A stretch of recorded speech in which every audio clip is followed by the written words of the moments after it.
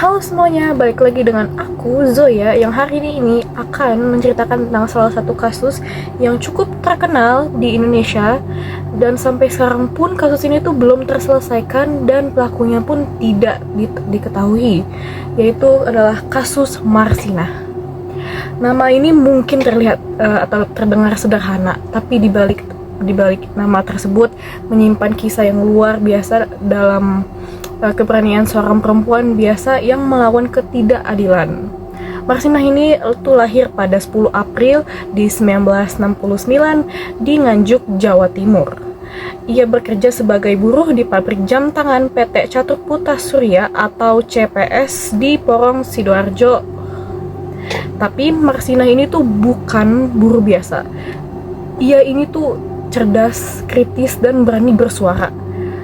Pada awal Mei 1993, para buruh di pabriknya menggelar aksi mogok kerja, di mana mereka itu menuntut kenaikan upah dan perbaikan kondisi kerja. Marsinah ini turut memperjuangkan tuntutan tersebut karena ia tahu hidup itu bukan hanya hadiah, tapi ada hak yang harus bisa diperjuangkan. Namun, setelah mogok kerja itu, situasi ini malah berubah menjadi mencekam. Pada 5 Mei di 1993, Marsinah ini tiba-tiba menghilang setelah diketahui mencari kejelasan soal rekan-rekannya yang dipecat secara sepihak.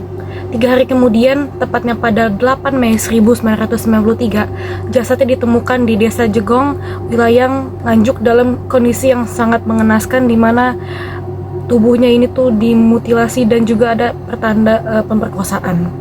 Luka-luka di tubuhnya ini tuh sangat-sangat menandakan penyiksaan berat, di mana kasus ini tuh menguncang seluruh Indonesia. Seorang perempuan muda hanya karena memperjuangkan hak buruh harus kehilangan nyawanya dengan cara yang begitu kejam. Kejadian ini terjadi di tengah situasi politik yang lagi represif, di mana suara buruh ini sering dianggap sebagai ancaman. Marsinah dibungkam, tapi suaranya justru semakin keras bergema. Ia menjadi simbol perjuangan bukan hanya sebagai pekerja, tapi bagi semua yang berani melawan ketidakadilan sebagai hak buruh. Proses hukum yang berjalan ini bisa dibilang penuh kejanggalan. Banyak yang percaya bahwa kebenaran emang belum benar-benar terungkap. Tapi meski begitu, publik tidak pernah berhenti menuntut keadilan.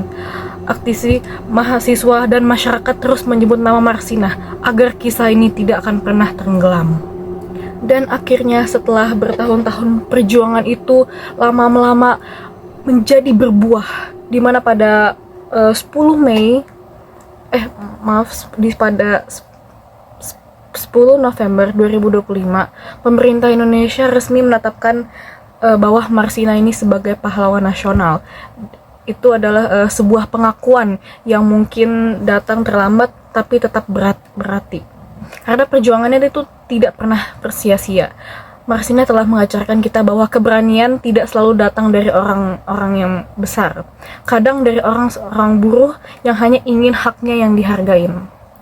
Mungkin untuk cerita Marsinah yang bisa aku jelaskan mungkin sampai sini saja. Terima kasih untuk teman-teman yang sudah menonton video ini dari awal sampai akhir. See you next time.